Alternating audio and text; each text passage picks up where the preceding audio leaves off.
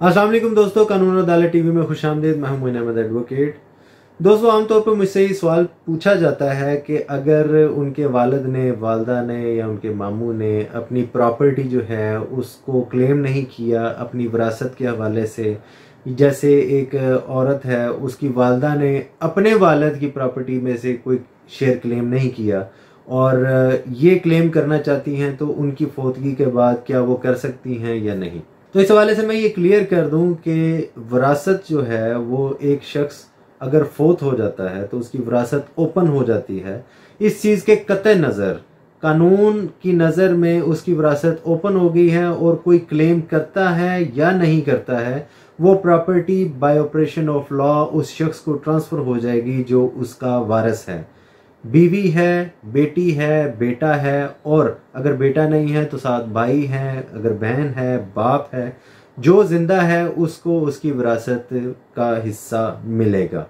आज का मेरा एक मुकदमा, एक कहानी जो है वो भी इसी चीज़ से मुतल्लिक है और वो जजमेंट है 2020 SCMR पेज 346 सुप्रीम कोर्ट। इस केस में भी ऐसे ही होता है कि 1932 में एक शख्स 600 कनाल की प्रॉपर्टी छोड़कर फोत हो जाता है। उसकी औलाद में सिर्फ एक बेटा और एक बेटी हैं जो कि उस जायदाद के वारिस हैं।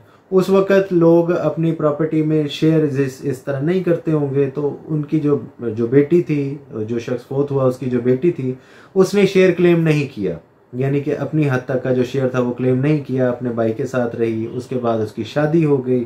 शादी के कुछ अर्सा बाद उसके घर बेटी हुई और इस दौरान उसकी फतेदगी हो गई। आगे से जो बेटी थी उसकी भी जब वो बड़ी हुई, उसकी शादी हुई, वो भी फोत हो गई।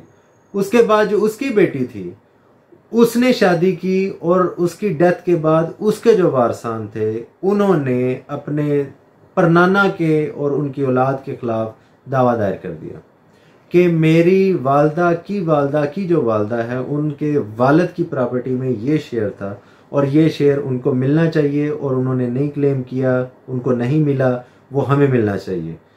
तकरीबन दूसरी तीसरी नस्ल के बाद उन्होंने अपनी प्रॉपर्टी का शेयर क्लेम किया। ये उन लोगों के लिए मैं वीडियो बना रहा हूँ जो ये समझते हैं कि एक या दूसरी नस्ल के बाद अगर कोई क्लेम नहीं करता या एक भी नस्ल क्लेम नहीं करती तो वो हिस्सा ख़त्म हो जाता है। हिस्सा बिल्कुल ख़त्म नहीं होता है जब तक मिल ना जाए या आप लिख कर छोड़ ना दें। और अब तो ऐसी भी जजमेंट्स आ चुकी हैं कि अगर औरत बहन भाइयों को ख़ास तौर पर कोई लिख कर ऐसी सरेंडर डीड दे देती है और बाद में क्लेम करती है कि मैंने ये सरेंडर डीड जो थी वो बाय फोर्स की या अपने किसी जबर के तहत दी थी, तो कोर्ट उसको भी ख़त्म कर देती है और औरत को हिस्सा दिलवाती है। क्योंकि अगर हिस्सा आपने नहीं लिया तो आपको लिख कर देना पड़ेगा और आप उस पर कायम रहेंगे, तभी कोर्ट ये मानेगी कि आपने हिस्सा छोड़ दिया था, या फिर आप खुद से वसूल कर लें।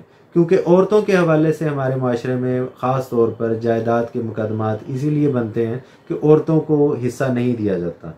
तो उन्होंने क्लेम ये किया तो जो जवाब आया वो यही आया, दूसरी पार्टी ने, दूसरे फरीक ने यही जवाब दिया कि इनकी वालदा ने कभी क्लेम नहीं किया, इन्होंने क्लेम नहीं किया, तो इस तरह का उनका जवाब आया, जिस पर कोर्ट ने उनका दावा डिग्री कर दिया। उन्होंने कहा बिल्कुल, अगर उन्होंने ये हिस्सा क्लेम नहीं किया था तो इसका मतलब ये कतई नहीं कि ये हिस्सा उनको नहीं मिलना चाहिए या उनकी औलाद को नहीं मिलना चाहिए। मुखालिफ पार्टी ने इस जजमेंट को, जो ये फैसला है, उसको उन्होंने अपील में चैलेंज किया और अपील में कुछ एविडेंस के छोटे से पॉइंट्स की बिना पर वो जजमेंट जो थी वो रिवर्स हो गई और अपील मंजूर हो गई। उस अपील के फैसले के खिलाफ फिर वही जो बेटियों के आगे से औलाद थी उन्होंने हाई कोर्ट में निगरानी दायर की और वो निगरानी मंजूर हुई इसी बेस पर कि अगर उन्होंने इतना अरसा क्लेम नहीं किया तो इसका मतलब ये नहीं कि वो प्रॉपर्टी आपकी हो गई है। बेटी को उसका हक मिलेगा, उसको नहीं तो उसकी औलाद को, उनको नहीं तो उनकी औलाद को। तो उस निगरानी को हाई कोर्ट ने मंजूर किया। उस निगरानी के खिलाफ फिर जो प्रॉपर्टी के काबज थे उन्होंने सुप्रीम कोर्ट में अपील दायर की, जो कि खारिज हुई, जिसकी जजमेंट मैंने अभी आपको बताई है। तो अगर किसी ने अपनी प्रॉपर्टी में अपने विरासत के हवाले से क्लेम नहीं किया तो अब भी कर सकते हैं, इसमें कोई देर नहीं हुई है।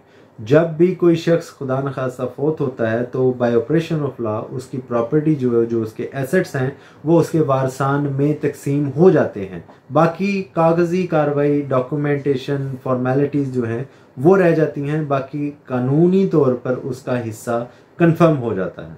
Thank you.